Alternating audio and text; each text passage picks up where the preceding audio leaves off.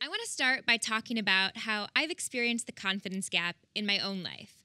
Although I was a pretty happy and confident little girl, around puberty, things started to shift. I started feeling a mounting pressure to be perfect. When I was a freshman in high school, I remember wanting to be the thinnest person in my class, the prettiest of my friends, and the best student. When one student in my science class consistently earned higher scores than me, I concluded that science wasn't really my subject. Like many girls, during adolescence, I experienced a drop in my confidence. Why do so many girls and women lose confidence when faced with imperfection and challenge?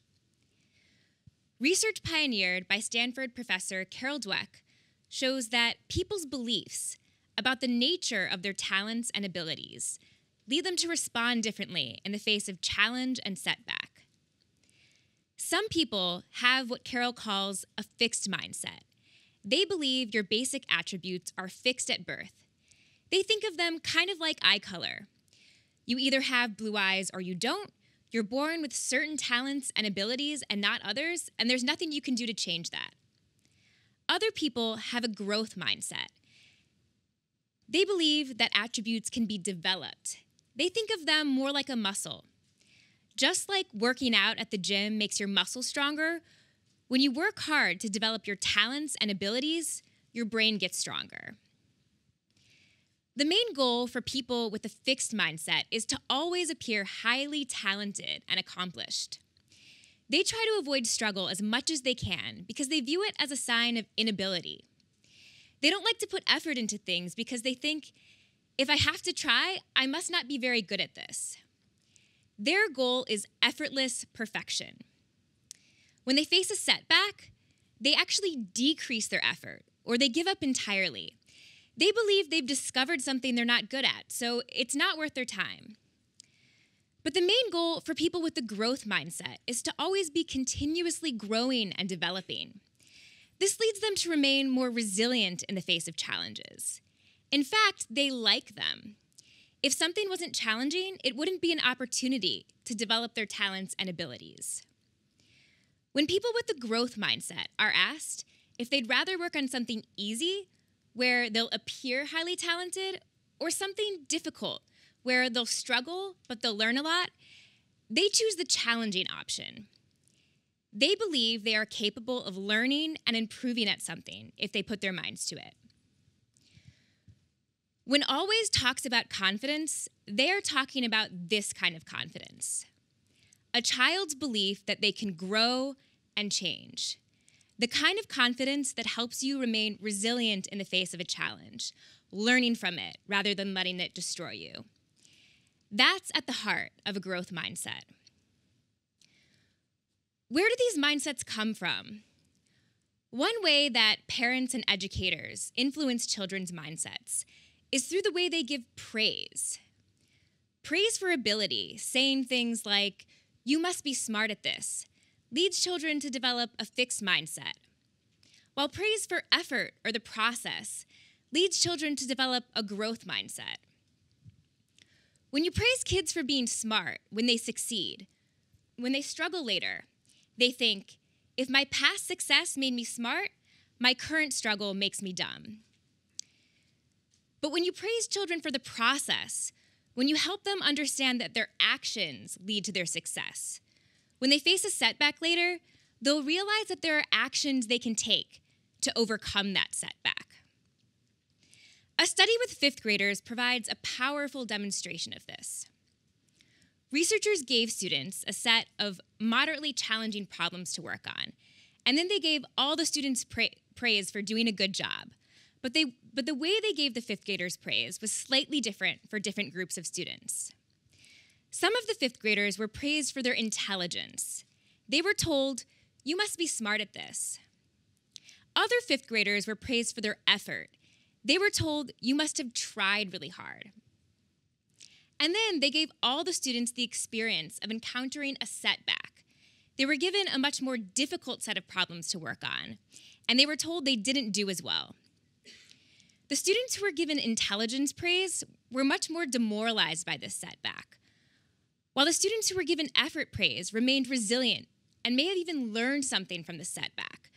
When the students went back to working on easier problems, the students who were given effort praise did significantly better on those problems than the students that were given intelligence praise.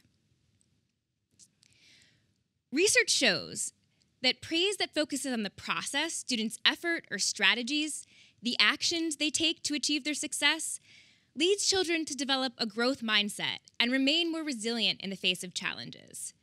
Unfortunately, research also shows that boys are more likely to get this type of praise than girls. In my own research, in a study led by Liz Gunderson, we found that parents of children as young as 1 to 3 years old gave process praise to little boys more than to little girls. So girls are less likely to get the type of praise that helps them remain resilient in the face of a challenge. The good news is that mindsets can be changed. And when we help children develop a growth mindset, they achieve at higher levels and demonstrate greater resilience. This is true for both boys and girls. But having a growth mindset may be particularly important for girls, especially in areas where they are negatively stereotyped, such as math. In one study, researchers divided 7th graders into different groups. In one group, the growth mindset group, college mentors taught the 7th graders about the malleability of the brain. The students learned that when they work hard on challenging things, their brain forms new and stronger connections. Another group served as a control group. In this group, the students learned an anti-drug message unrelated to a growth mindset. And the outcome that the researchers were interested in was students' performance on a standardized math test. In the control group, the researchers observed the typical gender achievement gap. The boys did better than the girls.